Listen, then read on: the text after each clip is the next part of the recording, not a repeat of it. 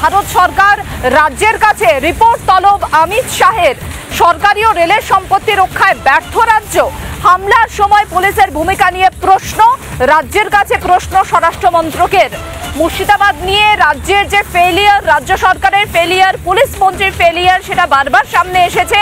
যারা অত্যাচারিত হয়েছেন তারা বলেছেন ফোন করেছি, পুলিশ ফোন ধরেনি, 24 ঘন্টা কেটে গেছে। বিভিন্ন জায়গায় সংবাদ মাধ্যম পর্যন্ত পৌঁছে গিয়েছে। ভাবুন, রিপাবলিক বাংলার সাংবাদিক পৌঁছে গিয়েছেন ঘটনাস্থলে, কিন্তু পুলিশের দেখা নেই। 24 ঘন্টা পার, পুলিশ নেই, হাওয়া পুলিশ এলাকা থেকে।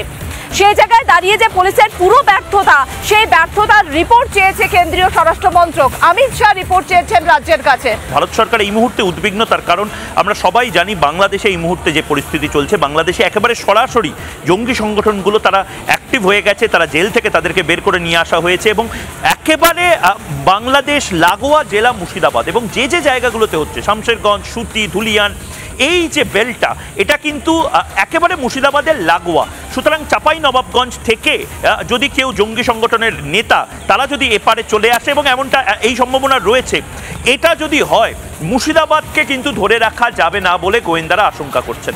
মুর্শিদাবাদ এই মুহূর্তে, মালদা মুর্শিদাবাদ যদি এই মুহূর্তে হাইজ্যাক হয়ে যায়, সন্ত্রাসবাদীরা যদি হাইজ্যাক করে নেয় মালদা মুর্শিদাবাদের মতন এমন সেন্সিটিভ জেলাকে, অর্থাৎ জঙ্গিদের বা জিহাদিদের দখলে যদি চলে যায় মুর্শিদাবাদ বা মালদা, তাহলে কিন্তু তার একদম সরাসরি প্রভাব পড়বে হাইওয়েতে, যে হাইওয়েটা সোজা চলে যাচ্ছে দার্জিলিং বা নর্থ ইস্টার্ন স্টেট, যেগুলোকে সেভেন সিস্টার বলে।